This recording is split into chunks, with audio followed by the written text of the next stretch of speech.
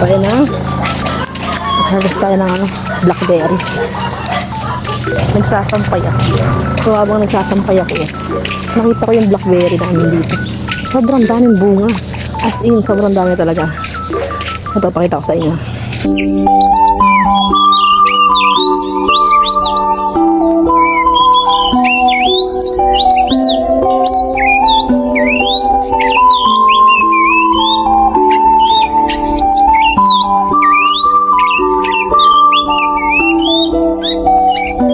Dapat yung kukunin yung blackberry, yung black na black. Pag may red kasi, maasim pa yun.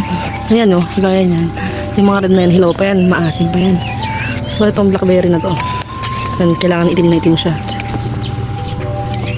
Kailangan itim na itim siya. Para matamis. Diba? Dito pa lang tas baba, ang dami na natin nakuha. Patay lagayan. Dahil natin to. Naglalaba ako ha. Hindi pa ako tapos maglaba. Nagsasampay pa lang.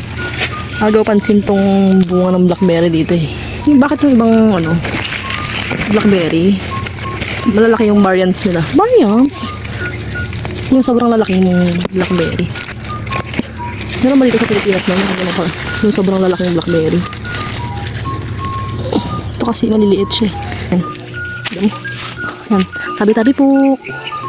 Tabi-tabi tayo, baka meron tayong madagos. Kumuha na ako ng lagayan na yun ah. Dami ko na nakuha. Diba? Ang dami. Sarap nyo. Hindi ako makakuha mo sa taas. Oo, ang dami. Makikita niya itim-itim na yan. Ano, ang daming bunga. Hindi ko makuha kasi sobrang taas.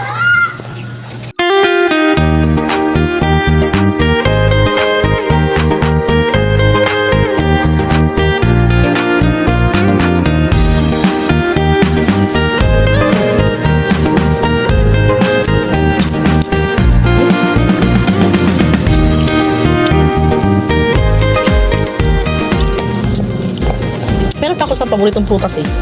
Yung bata ko inakit yung puro nun yung alateris. Maliliit lang din yung bunga ng bilog. Tapos may mga butong maliliit na loob. Yun. Masarap kaya nun, kahit maliit. Kulay pula yun pagka nahinog. Pag nakita mo ng makintab yung bunga niya, kahit color green siya, pwede mo na siyang pitasin. Hinog na yun. Pag di pa siya makintab, hilaw pa yun. Kailangan makintab siya. Ubusin ko na to kasi di pa ako tapos maglaro. Gusto na. Bye!